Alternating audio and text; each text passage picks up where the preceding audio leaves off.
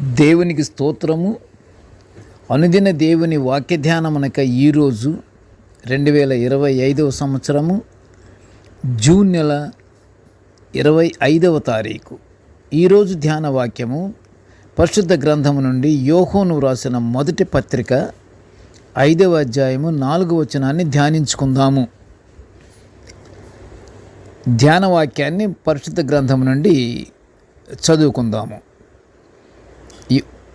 యోహాను మొదటి పత్రిక 5:4.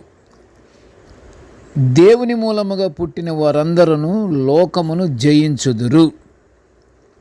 లోకమును జయించిన విజయము మన విశ్వాసమే. ప్రియ దేవుని బిడ్డలారా, ఈరోజు ధ్యాన వాక్యము లోకమును జయించిన దేవుని కుమారుల విశ్వాసాన్ని మనము ధ్యానించుకుంటున్నాము. ప్రియ దేవుని బిడ్డలారా, విశ్వాసము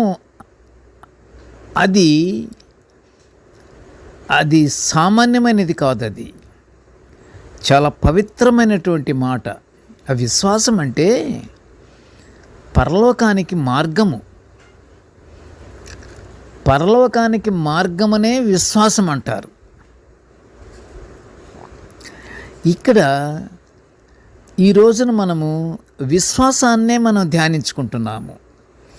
దేవుని కుమారులు లోకమును విశ్వాసము ద్వారానే జయించినట్లు నేటి ధ్యాన వాక్యము తెలుపుతుంది. విశ్వాసం అంటే ఇక్కడ బాహ్య సంబంధమైన ఆచారాలను పాటించడం లేక ఏదో ఒక ఉపదేశాన్ని అనుసరించడం కాదు, కానీ దేవునిపై ఆధారపడి ఆయనలో మాత్రమే నమ్మకం కలిగి ఉండడమే విశ్వాసము. దాని అర్థము అపోస్తలుడైన పౌలు గారు హెబ్రీలకు రాసిన పత్రికలో 11వ అధ్యాయం 1లో ఈ మాటను వివరించారు. ఆయనలో నమ్మకం కలిగి ఉండటమే విశ్వాసము. ఆ నమ్మకమే విశ్వాసము. ఆ విశ్వాసమే పరలోక రాజ్య మార్గము. పరిశుద్ధ గ్రంథంలో కూడా విశ్వాసం అంటే దేవునిలో నమ్మకము అని వ్రాయబడి ఉంది. ప్రార్థన తదుపరి మనము వాడే హెబ్రీ పదమైన ఆమేన్ అంటే విశ్వాసము అని అర్థాన్ని ఇస్తుంది. తండ్రి, మేము నీ పాదముల చెంత పెట్టినటువంటి మనవులన్నీ నీవు అంగీకరించి మాకు దయచేసి ఉన్నావు అనే నమ్మకమే విశ్వాసము. మానవుల పాపాలను క్షమించడానికి తన ప్రాణాన్ని అర్పించి నిత్యజీవమనే వాగ్దానాన్ని ఇవ్వడానికి తిరిగి లేచిన మన రక్షకుడును మన ప్రభువైన యేసులో నమ్మకం ఉంచాలి అని అపోస్తలుడైన పౌలు గారు అపోస్తలుల కార్యములు 2వ అధ్యాయము 36 నుంచి 39 వచనాల్లో చక్కగా బోధించారు. పౌలు గారు యేసులో నమ్మకం ఉంచాలి. యేసు ప్రభు వారిలో మనము నమ్మకం ఉంచాలి. నమ్మకమే విశ్వాసము. అప్పచిన పౌలు గారు చక్కగా వివరించినటువంటి మాట మనము జాగ్రత్తగా విని ఆలోచించాలి, పాటించాలి.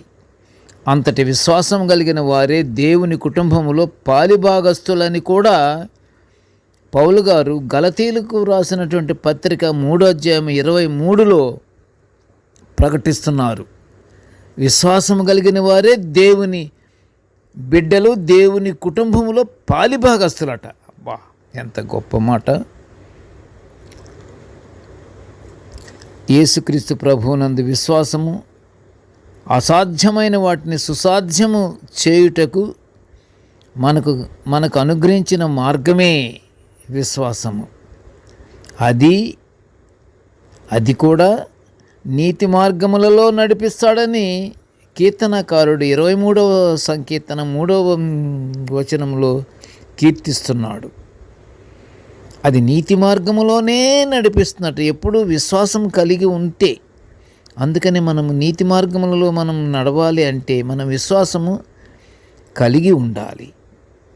దేవునికి కుమారులై ఉన్నవారు విశ్వాసముతో ఎంతటి పనినైనా సునాయాసంగా చేయగలుగుతారని ఈరోజు ధ్యాన వాక్యము మనకి బోధిస్తుంది. కనుక ప్రియ దేవుని బిడ్డలారా, మనమందరము దేవుని యందు విశ్వాసముంచి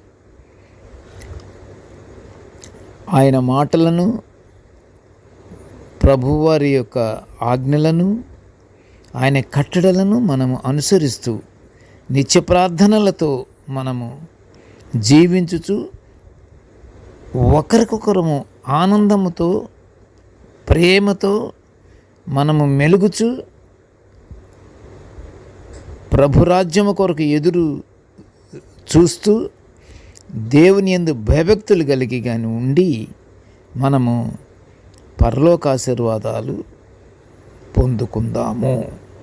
ప్రార్థన చేసుకుందాము. కృపగల తండ్రి, జీవముగల నాయనా, నీకు స్తోత్రములు. ప్రభువా, నీ దివ్యమైన వాక్యాలను నిత్యము మేము ధ్యానించుకునే గొప్ప భాగ్యాన్ని మాకు అనుగ్రహించినందుకు నీకు ఘనమైన స్తోత్రములు నాయనా. ఆ ప్రకారమే తండ్రి మేము దేవానికి సాగిలపడి తండ్రి నాయనా మేము వాక్యాన్ని మేము ధ్యానించుకొనిచుంటున్నాము తండ్రి. మమ్మల్ని ఆశీర్వదించు నాయన. నేటి ధ్యాన వాక్యం వినుచున్న ప్రతి బిడ్డను ఆశీర్వదించయ్యా. ఇదిగో తండ్రి, మేము విశ్వాసముతో జీవించుచు నీ పరలోక భాగ్యాన్ని మేము పొందుకునే అంత గొప్ప అదృష్టాన్ని మాకు అనుగ్రహించమని నాయన ఈ మనవులన్నీ యేసయ్య పుణ్యనామమున వినయముగా వేడుకొనుచుంటున్నాము తండ్రి. ఆమేన్, ఆమేన్, ఆమేన్. దేవుడు మనలందరినీ బహుగా దీవించుగాక. ఆమేన్.